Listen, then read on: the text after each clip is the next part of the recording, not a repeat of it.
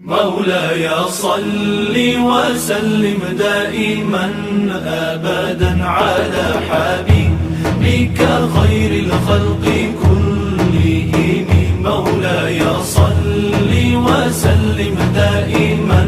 أبدا على حبيبك خير الخلق كلهم. محمد سيد الكونين والثقلين. سامعین، بہت خوشی کی بات ہے کہ ہمارے صوبہ کرناٹک کے بھٹکل شہر میں مرکزی خلیفہ جماعت المسلمین کے نام سے ایک ادارہ اور تنظیم ہے جو تقریباً 2 صدیوں سے دینی خدمات میں لگی ہوئی ہے، اور اس کی خدمات کا ایک طویل سلسلہ ہے جو دیکھنے سے ہی تعلق رکھتا ہے.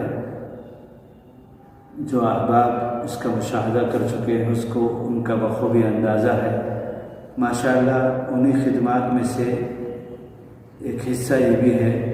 کہ وہ موقع بموقع کوئی ایسی تدبیر کرتے ہیں کہ جس میں ہمارے مذہب اسلام کا تعارف ساری انسانیت کے سامنے ہو. ماہ ربیع الاول شروع ہو چکا ہے، اور اتفاقی طور پر کہ اس میں کسی کا اختلاف نہیں، محسن انسانیت رحمۃ للعالمین احمد مصطفیٰ محمد مصطفیٰ صلی اللہ تعالی علیہ وسلم کی پیدائش اور وفات دونوں کا بالاتفاق مہینہ ماہ ربیع الاول ہے. اور جیسے ہی ماہ ربیع الاول شروع ہوتا ہے، پورے عالم میں آپ صلی اللہ علیہ وسلم کی سیرت اور آپ کی پاکیزہ زندگی اور آپ کی تعلیمات کا چرچا کچھ زیادہ ہی زور و شور کے ساتھ بڑھ جاتا ہے. ہر علاقے میں، دنیا کے ہر خطے میں آپ صلی اللہ علیہ وسلم کی سیرت طیبہ کا تذکرہ اور ذکر خیر مختلف انداز میں ہونے لگتے ہیں. مرکزی خلیفہ جماعت المسلمین نے اس دفعہ ربیع الاول کے شروع ہوتے ہی اس عنوان کے تحت کہ سیرت نبوی صلی اللہ تعالی علیہ وسلم کی تعارفی مہم کے درجے میں مسلمان اور برادران وطن دونوں کو مخاطب بنا کر آپ صلی اللہ علیہ وسلم کی سیرت کے مختلف پہلوؤں کو معتبر اور مستند علماء اور خطباء اور واعظین کے ذریعے سے امت کے سامنے پیش کرنے کی سعادت حاصل کر رہے ہیں. میں دلی مبارکبادی پیش کرتا ہوں، اور میرا جو عنوان مجھے دیا گیا ہے وہ جناب نبی کریم صلی اللہ تعالی علیہ وسلم اور غرباء اور محتاج اور مساکین کی خبر گیری. یہ بہت ہی اہم عنوان ہے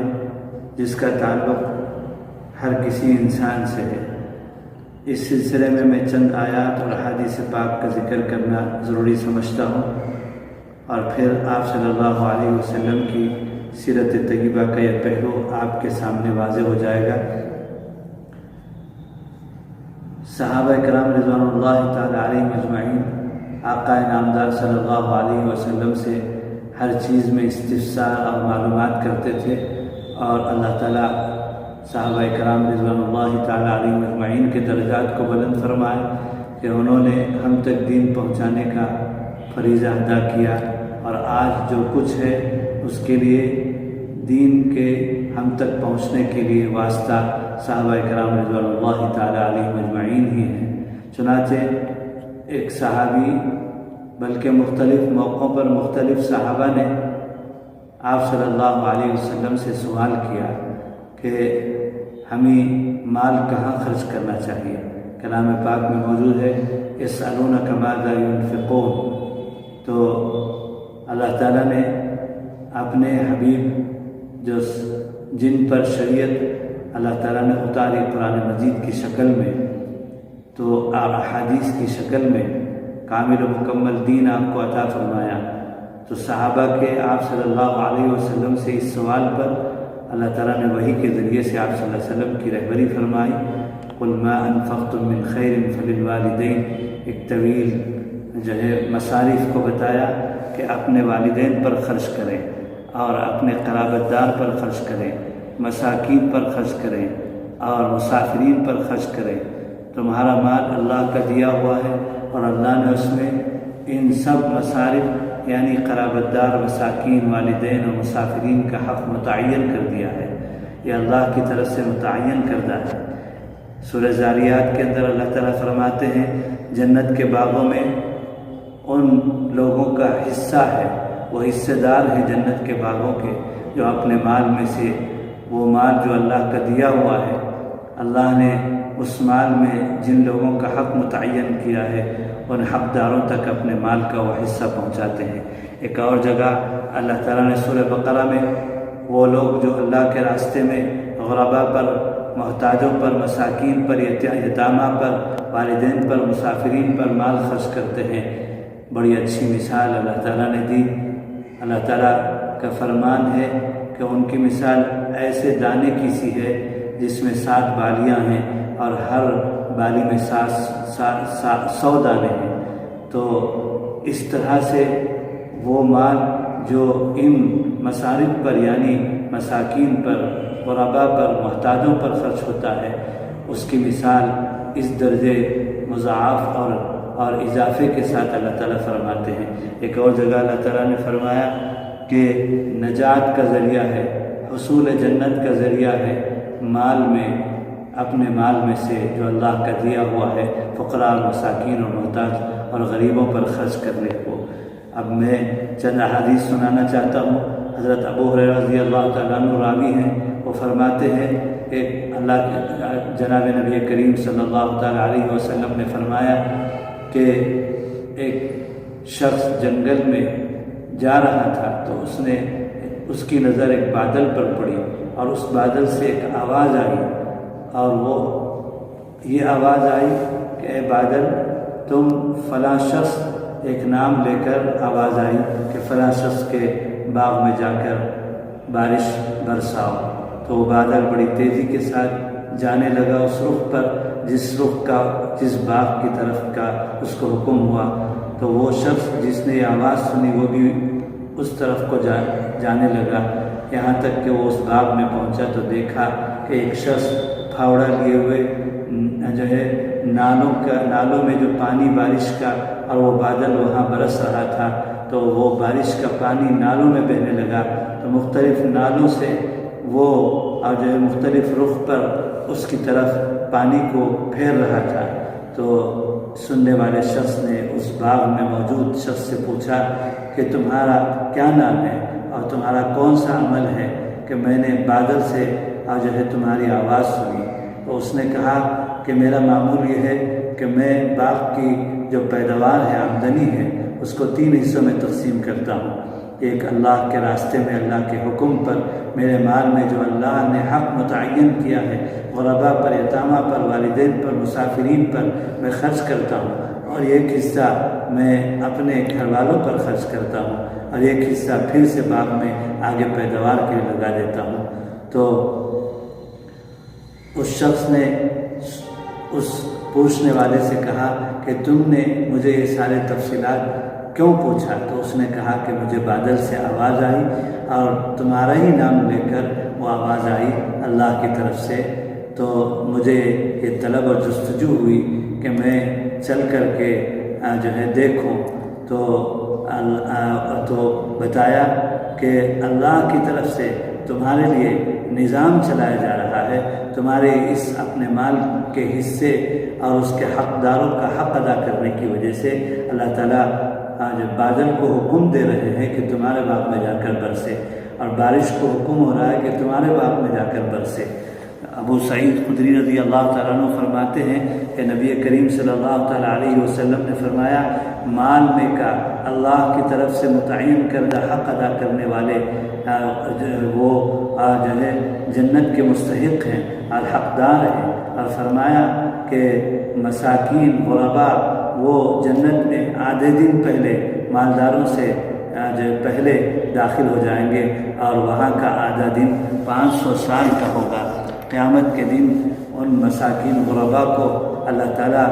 500 سال پہلے مالداروں سے پہلے داخل جنت میں کروائیں گے، اور اسی طرح فرمایا کہ وہ حق ادا کرنے والوں کو اللہ تعالیٰ قیامت کے دن ایک نور عطا فرمائیں گے۔ حضرت معاذ ابن جبل رضی اللہ تعالیٰ عنہ فرماتے ہیں کہ جنت کا بادشاہ کون ہوگا؟ اللہ کے نبی صلی اللہ علیہ وسلم نے پوچھا تو فرمایا کہ جو ہے یہ فرمایا حضرت معاذ ابن جبل نے کہ جو دیکھنے میں پرانے پھٹے کپڑے پہنے ہوئے ہوگا اور اسی دیکھنے میں کمزور لگ رہا ہوگا، اور لیکن اللہ کے نزدیک اس کا یہ مقام ہوگا کہ اگر وہ کسی ناممکن چیز کے لیے بھی قسم کھا لے اللہ کا نام لے کر، تو اللہ تعالیٰ کے ہاں اس کا یہ مقام اور مرتبہ ہے کہ اللہ تعالیٰ اس کی قسم کو پورا کر دیں گے۔ حضرت اسامہ ابن زید رضی اللہ تعالیٰ عنہ فرماتے ہیں نبی کریم صلی اللہ تعالیٰ علیہ وسلم نے فرمایا کہ میں جنت کے دروازے پر کھڑا ہوا تھا تو میں نے جنت میں داخل ہونے والوں میں سے اکثروں کو مسکین اور جو ہے غریب پایا۔ حضرت سہیل رضی اللہ تعالیٰ عنہ فرماتے ہیں کہ نبی کریم صلی اللہ تعالیٰ علیہ وسلم ایک مرتبہ مجلس میں تشریف فرما تھے، ادھر سے ایک شخص کا گزر ہوا تو آپ صلی اللہ علیہ وسلم نے صحابہ سے پوچھا کہ تمہارا اس شخص کے بارے میں کیا خیال ہے؟ فرمایا، صحابہ نے جواب دیا کہ یہ شخص ایسا ہے کہ اگر یہ کسی کے ہاں نکاح کا پیغام دے تو اس کو قبول کیا جانا چاہیے، اور یہ کہیں کسی معاملے میں سفارش کرے، گواہی دے تو اس کی سفارش کو قبول کیا جانا چاہیے، اور اگر کوئی یہ بات بتائے مجمع کو تو اس کی بات کو غور سے سننا چاہیے۔ اتنے میں ایک دوسرا شخص ادھر سے گزرا تو نبی کریم صلی اللہ علیہ وسلم نے پوچھا، وہ دوسرا شخص پہلے شخص کے مقابلے میں بڑا ہی غریب اور بہت ہی دیکھنے میں پھٹا پرانا کپڑا پہنے ہوئے تھا، تو اللہ کے نبی صلی اللہ علیہ وسلم نے اس دوسرے شخص کے بارے میں صحابہ سے پوچھا کہ اس شخص کے بارے میں تمہارا کیا خیال ہے؟ تو صحابہ نے جواب دیا، یہ شخص تو ایسا ہے کہ اگر یہ کسی کے ہاں نکاح کا پیغام دے تو اس کو قبول نہ کیا جائے، اور اگر کوئی سفارش کرے، گواہی دے تو اس کی گواہی معتبر نہ ہو، اور اگر کوئی یہ بات کہے مجمع کو تو اس کی بات کو غور سے نہ سنی جائے۔ اللہ کے نبی صلی اللہ علیہ وسلم نے فرمایا، اگر دنیا ان جیسے امیروں سے جو پہلا شخص تھا بھری ہوئی ہو تو ان سب سے غریب شخص بہتر ہے کہ اللہ کے ہاں ان غربا کا یہ مقام ہے۔ حضرت ابو درداء رضی اللہ تعالیٰ عنہ فرماتے ہیں آپ صلی اللہ علیہ وسلم نے فرمایا، مجھے کمزور اور مساکین میں تلاش کرو، اور جو ہے مجھے آپ صلی اللہ تعالیٰ علیہ وسلم نے فرمایا کہ مجھے کمزوروں میں اور مسکینوں میں تلاش کرو، فرمایا کہ ان کمزوروں کے بدلے ہی تمہیں اللہ تعالیٰ روزی دیتے ہیں، اور فرمایا دشمنوں کے مقابلے میں ان کمزوروں کی وجہ سے تمہاری مدد کی جاتی ہے۔ فرمایا نبی کریم صلی اللہ تعالیٰ علیہ وسلم نے کہ جنت کے مستحقین میں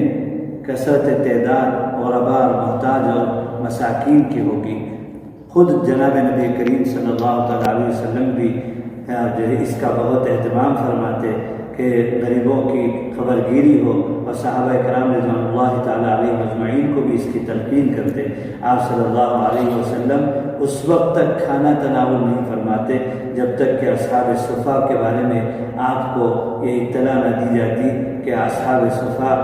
کھانے سے فارغ ہو گئے۔ اور اسی طرح سے جو ہے اللہ تعالیٰ نے کلام پاک میں سورۃ الضحیٰ کے اندر فرمایا، وَأَمَّا السَّائِلَ فَلَا تَنْهَرْ، کہ سائلوں کو مت جھڑکو، اگر تمہارے پاس طاقت نہیں ہے تو تم ان کے حق میں دعا تو کر سکتے ہو، اور اگر منع ہی کرنا ہے تو آسان طریقے سے منع کرو، جھڑکنے کا تمہیں حق نہیں ہے۔ حضرت علی رضی اللہ تعالیٰ عنہ کے بھائی حضرت جعفر ابن ابی طالب رضی اللہ تعالیٰ عنہ مساکین سے بڑی محبت فرماتے تھے، جس کی وجہ سے آپ صلی اللہ تعالیٰ علیہ وسلم نے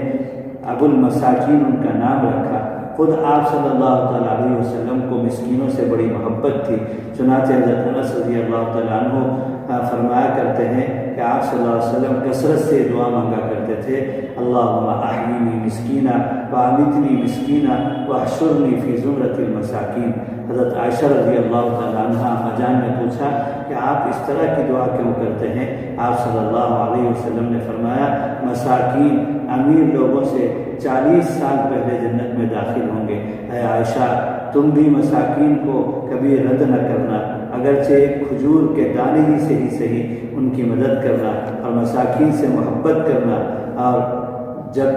اور فرمایا جب تم ایسا کرو گی تو قیامت کے دن اللہ تعالیٰ تمہاری مدد کرے گا اور تم سے محبت کرے گا، تم کو قریب کرے گا۔ حضرت ابو موسیٰ اشعری رضی اللہ تعالیٰ عنہ فرماتے ہیں کہ نبی کریم صلی اللہ تعالیٰ علیہ وسلم نے فرمایا، بھوکے کو کھانا کھلاؤ، اور اسی طرح فرمایا مسافروں کی مدد کرو، اور اسی طرح فرمایا کہ مریضوں کی عیادت کرو۔ خود بھی آپ صلی اللہ علیہ وسلم اس کا بہت اہتمام فرماتے۔ حضرت ابو ہریرہ رضی اللہ تعالیٰ عنہ راوی ہیں، فرماتے ہیں کہ ایک صحابی ایک دن صحابہ سے جناب نبی کریم صلی اللہ علیہ وسلم نے پوچھا، تم میں سے کون اس وقت روزے دار ہے؟ حضرت ابو بکر رضی اللہ تعالیٰ عنہ عاشق رسول صلی اللہ علیہ وسلم کھڑے ہو کر فرماتے ہیں کہ میں اس وقت روزے سے ہوں۔ پھر آپ صلی اللہ علیہ وسلم نے فرمایا، آج کے دن تم میں سے کس نے کسی کے جنازے میں شرکت کی؟ حضرت ابو بکر رضی اللہ تعالیٰ عنہ عاشق رسول صلی اللہ علیہ وسلم کھڑے ہو کر فرماتے ہیں کہ میں نے آج ایک مومن کے جنازے میں شرکت کی ہے۔ پھر آپ صلی اللہ تعالیٰ علیہ وسلم نے پوچھا کہ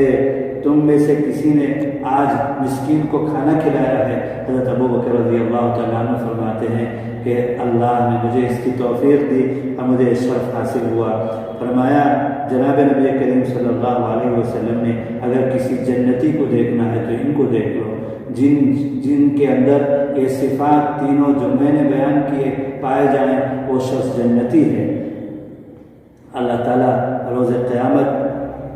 جو ہے ابن آدم سے پوچھیں گے۔ حدیث پاک میں آپ صلی اللہ علیہ وسلم نے فرمایا کہ قیامت کے روز اللہ تعالیٰ اپنے بندے سے پوچھیں گے کہ اے ابن آدم، میں بیمار ہوا تھا، تم نے مجھے میری عیادت نہیں کی۔ تو بندہ تعجب سے پوچھے گا کہ آپ کہاں بیمار ہوئے اور آپ کہاں بیمار ہوتے ہیں؟ آپ تو اللہ ہیں اور آپ تو ان چیزوں سے پاکیزہ ہیں۔ تو اللہ تعالیٰ کہے گا کہ میرا فلاں بندہ بیمار ہوا تھا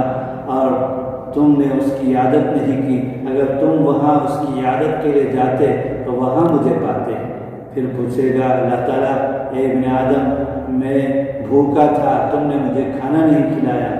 ابن آدم تعجب سے بندہ کہے گا کہ آپ کو کہاں بھوک لگتی ہے، آپ تو ان چیزوں سے پاک ہیں۔ تو اللہ تعالیٰ کہے گا کہ میرا فلاں بندہ بھوکا تھا، تم نے اس کو کھانا نہیں کھلایا اور تم نے اس کی خبرگیری نہیں کی، اگر تم اس کے ہاں پہنچتے اور اس کی مدد کے لیے اس کو کھانا کھلانے کے لیے تو وہاں مجھے پاتے۔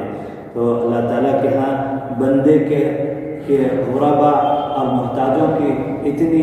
اہمیت ہے کہ ان کی خبرگیری کرنے والے کے لیے اللہ تعالیٰ کی طرف سے خوشخبریاں ہیں۔ بس میں اپنی بات کو ختم کرنا چاہتا ہوں کہ احادیث پاک کے ذخیرے میں بھی سینکڑوں حدیثیں غربا اور محتاجوں کی امداد کے بارے میں موجود ہیں، اور آپ صلی اللہ علیہ وسلم کی زندگی عملی طور پر اس سے بھری ہوئی ہے، جو ہمارے لیے سبق ہے۔ آج کے زمانے میں سیرت کا یہ پہلو بہت ہی زیادہ اہم ہے کہ بلا کسی تفریق مذہب و ملت کے انسانیت کے رشتے کے درجے میں، انسانیت کے ناطے کے درجے میں ہم غربا کی فکر کریں گے۔ ہمارے مذہب اسلام ایک آفاقی مذہب ہے اور اس کی دعوت ہر انسان تک پہنچانے کی ہماری ذمہ داری ہے۔ بڑی ہی جو ہے مبارکبادی ہے مرکزی خلیفہ جماعت المسلمین کے ذمہ داروں کو اور بھٹکل کے احباب کو جو اس ادارے کے ذمہ دار ہیں، اس ادارے کو چلاتے ہیں اور ہمہ جہتی خدمات میں لگے ہوئے ہیں کہ انہوں نے اتنا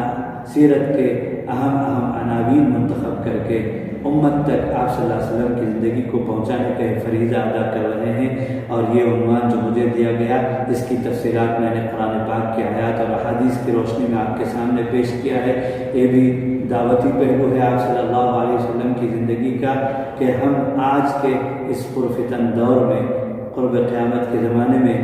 آپ صلی اللہ علیہ وسلم کی سیرت کے اس پہلو کو اپنائیں گے اور بلا کسی تفریق مذہب و ملت کے انسانیت کی بنیاد پر غربا محتاجوں کی اور مسافرین کی اور یتامہ کی بیواؤں کی اور جو ہے صرف مسلمان غربا کی نہیں بلکہ چاہے وہ کسی بھی مذہب سے تعلق رکھے ہر مذہب کے غربا مساکین اور یتامہ بیوہ کی ہم خبرگیری کریں گے تو انشاءاللہ تعالی آپ صلی اللہ علیہ وسلم کی زندگی کا یہ حق ہم سے ادا ہو سکے گا اور